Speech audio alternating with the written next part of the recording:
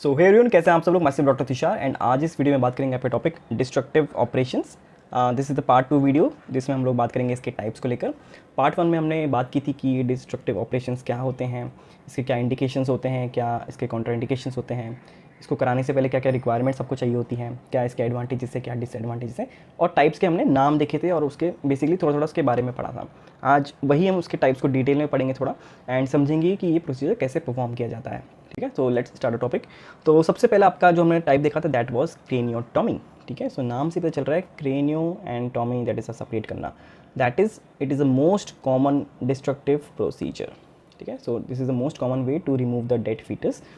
इसमें हम लोग क्या करते हैं basically, so first we have to perforate the foetal skull. ठीक है, दैट इज़ आपको फीटल स्कल में एक होल करना है। ठीक है, परफोरेशन करना है। Then second we have to evacuate the brain matter. ठीक है, अपने पहले फीटल स्कल में होल किया, वहाँ से जितना भी ब्रेन वाला पार्ट है उसे बाहर निकाल दिया। अब क्योंकि वो एक हॉलो हो गया है तो हम उसे कोलैप्स करेंगे। ठीक है, so due to this the bone collapses, and क्योंकि उस समय बेसिकली जो फीटल के स्कल्स हैं वो उसके जो सूचर्स हैं वो भी प्रॉपरली अभी फ्यूज़ नहीं हो रखे हैं, तो यहाँ पे बोन आराम से कोलैप्स हो जाती है and the fetal head reduces in size and it is much easier to take out the body of the dead fetus. ठीक है, इंडिकेशंस कब कराना पड़ता है ये, जब ऑब्स्ट्रक्टिव लेबर हो in the cephalic presentation and intrauterine fetal की डेथ हो चुकी हो। तो ये दो कंडीशंस, जब बेबी की डेथ हो चुकी है एंड उसका जो प्रेजेंटिंग पार्ट था वो था सेफेलस, दैट इज उसका हेड ही था प्रेजेंटिंग पार्ट, तो आपने नीचे से उसे परफोरेट किया, ब्रेन मैटर निकाला, बोन कोलैप्स हुई, तो अब जो बॉडी है वो बाहर आ जाएगी। ठीक है, एंड ऑल्सो सेकंड कंडीशन है आपका अगर हाइड्रोसेफेलस है तो उस कंडीशन में भी ये यूज़ किया जाता है प्रोसीजर। इसके लिए जो इंस्ट्रूमेंट यूज़ किए जाते हैं दैट आर द परफोरेटर्स, ठीक है, सिम्पसम्स या स्मेलीज, एंड आपका क्रेनियोप्लास्ट to grasp the skull.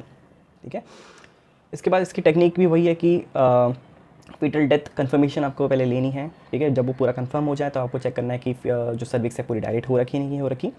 Then we have to see the percolation site, क्योंकि अभी सेफेलिक प्रेजेंटेशन है तो उसमें आप कोई भी सेफेलिक प्रेजेंटेशन का कोई भी प्रेजेंटिंग पार्ट हो, वर्टेक्स हो, फेस हो या आपका ऑसिबिट हो, जो भी आपको वहाँ पे दिखेगा, you have to create an opening.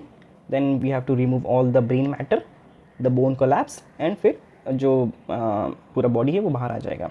ठीक है, we have to apply traction and the body is delivered. So ये हो गया आपका फर्स्ट टेक्निक, दैट इज़ आपका क्रेनियोटॉमी। क्लियर। सेकेंड टॉपिक है आपका डीकैपिटेशन। ठीक है, सो नाम से पता चल रहा है कि you have to remove the fetal head from the trunk.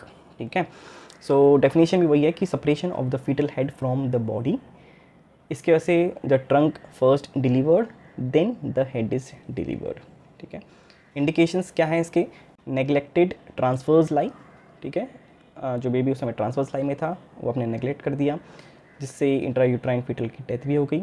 ठीक है, मतलब उसके रीज़न से या कोई भी और रीज़न हो सकता है, या शोल्डर प्रेजेंटेशन है विद द इम्पैक्टेड शोल्डर्स उस कंडीशन में, या तो इंट्रैप्टेड हेड इन ब्रीच। ठीक है, ब्रीच मतलब बेसिकली पैर पहले बाहर आ रहे हैं, सब कुछ बॉडी बाहर आ गई है लेकिन फिर भी जो बेबी का हेड है वो अंदर ही फंसा हुआ है। Although it is rare but इस कंडीशन में भी आपको ये प्रोसीजर करना पड़ता है। ठीक है, इंस्ट्रूमेंट्स इसके लिए आपको डीकैपिटेशन हुक एंड नाइफ लेना है एंड ब्लॉड्स हुक लेना है। ठीक है, to separate the head from the trunk. Technique वही है कि you have to pass the hook around the neck. ठीक है, twist and cut to separate head and pull out the trunk, and इसके बाद डिलीवर द हेड सेपरेटली। ठीक है, so this was the second technique, decapitation. ठीक है, समझ गए।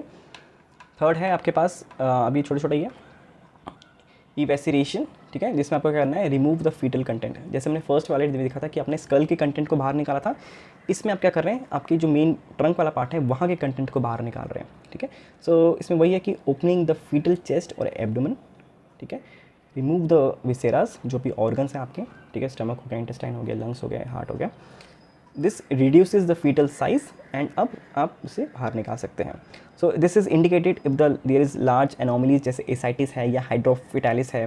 ठीक है, और अगर ट्रांसफर्स लाई में डेड फीटस है, तो इन दो कंडीशंस में आपको इसके लिए जा सकते हैं। एंड मैकेनिज्म इसमें वही है कि it reduces the trunk size, जब आप सारा फीटल कंटेंट निकाल देंगे तो फिर वो कोलैप्स हो जाएगा। ठीक है, एंड फिर वो उसका साइज रिड्यूस होकर वो बाहर निकल आएगा आराम से। So this was the evisceration. Next आपका स्पॉन्डेलेक्टोमी। ठीक है, इसमें क्या हो रहा है कि cutting the vertebral column to collapse the trunk.